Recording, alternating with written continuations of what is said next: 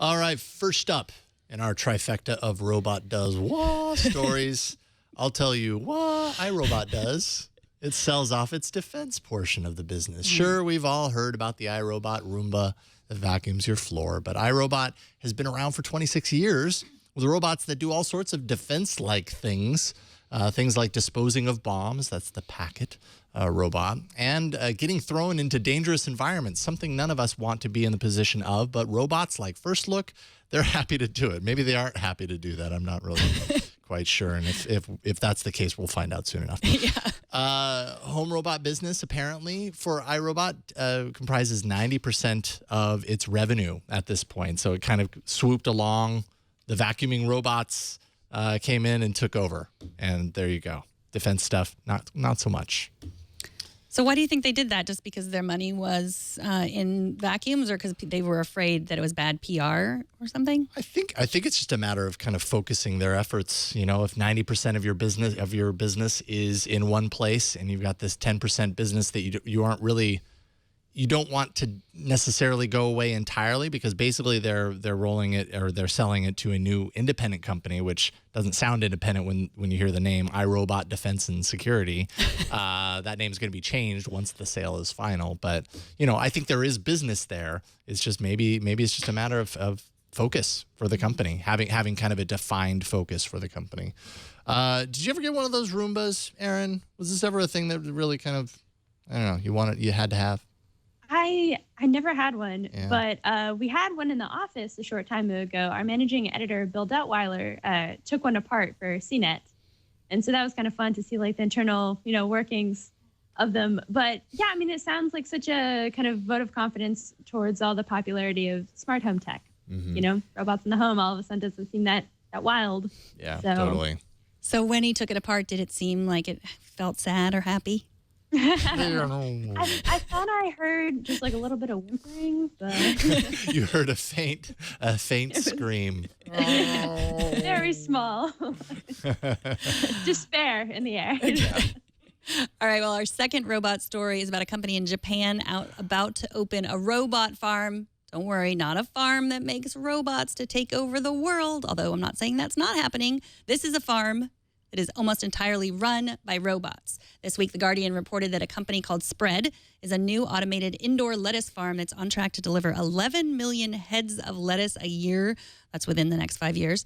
They're calling it a vegetable factory, which does not sound as good as a farm that just happens to be run by robots. I mean, at first I was like, well, is that a lot, 11 million heads of lettuce? And it is, once you really think about it. And it just showed how little I really think about where my food comes from. I should change that. How much you think about lettuce? I don't really think about lettuce a whole lot, so yeah, I don't know if that number's I feel big. like you're not supposed to, It's Yeah.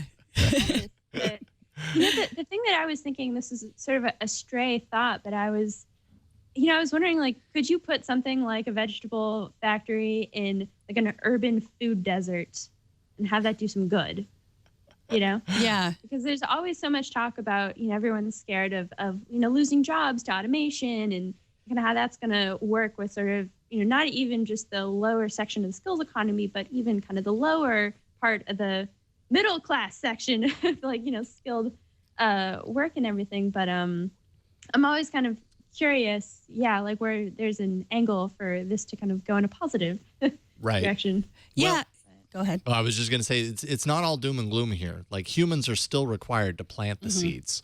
So they can hire, I don't know, how many humans does it take to plant a lettuce seed? I'm not sure. So they're not totally out of work. Well, okay, so Japan is interesting, right? Like the Japanese culture is much more comfortable with robots.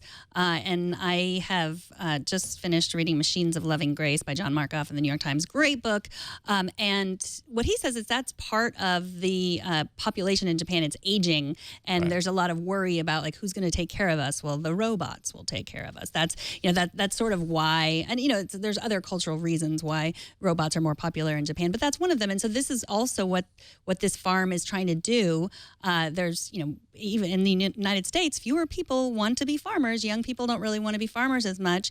And that's part of the problem too, and they are too. So what they're saying is they're trying to, with the robots and the technology, get more younger people interested in farming so that they will still want to plant the seed. So yeah, it's So maybe instead of becoming a farmer, you become a farm robot engineer. something like that.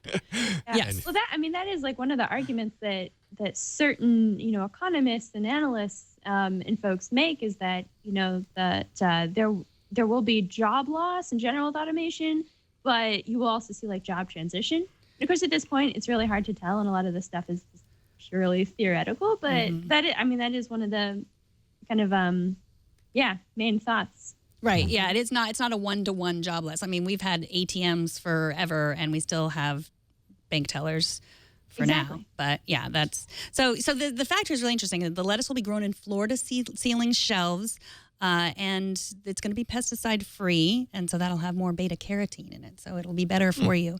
But there's always the idea of like robot-grown lettuce is scary to people. We want our food from the earth, but that's not necessarily better. So Anthony, I just put in a link from Bleak in the chat room. He, and here it's on cell 35.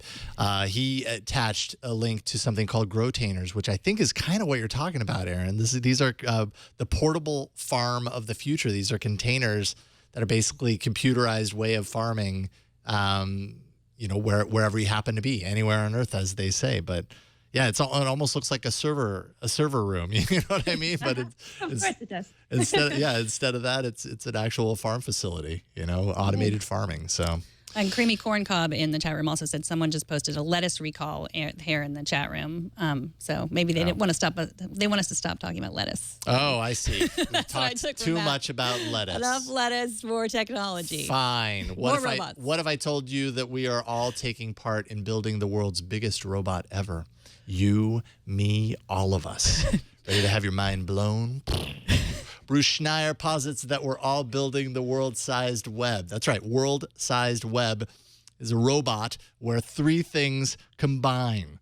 Those three things, if I can find them in my list, are the sensors. The sensors, a.k.a. the eyes, right? These are all kind of parts of a human or a robot.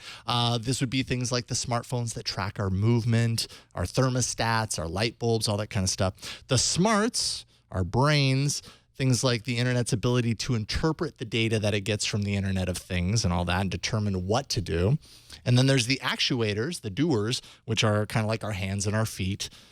These are set the temperature for us. They automatically route our autonomous vehicles in different directions based on congestion and all that kind of stuff. It's persistent thanks to the cloud. It's all up in the cloud, so it never shuts down. We are part of the biggest robot ever. We're building it with the Internet of Things. Is this something we should be afraid of, or should we embrace it? Both. Oh, okay. Great. I have no idea what to do with that. This is like dangerously close to like a Doctor Who episode. But I think that's sort of the thing with data in general, is that there's so much of it out there, but it's only the intersections that are useful or actionable, and that's where the potential is, right? So Sure. It's those intersections where this could either go well or very badly. Yes. Bruce actually advises that we create an agency, some sort of an agency to kind of focus on the complexities of, the long-term ramifications of what is being built right now and kind of the potential of them. So we aren't surprised by the kind of the influence of power that one single entity can have over this machine that we're building. Well, that's sort of what Elon Musk did, right? Like, or is that something different? Like, he has his whole AI organization that he has to make sure that everyone's paying attention to what's happening before the robots take over. So I totally agree. Like, I think we should embrace it. I love technology, but I also think we should be paying attention. Sure. Like, we might not realize kind of the long-term ramification of the things we're building now, but that's always the way it is with technology. And it's easy to fear technology, and we always have. So there you go. We haven't learned anything.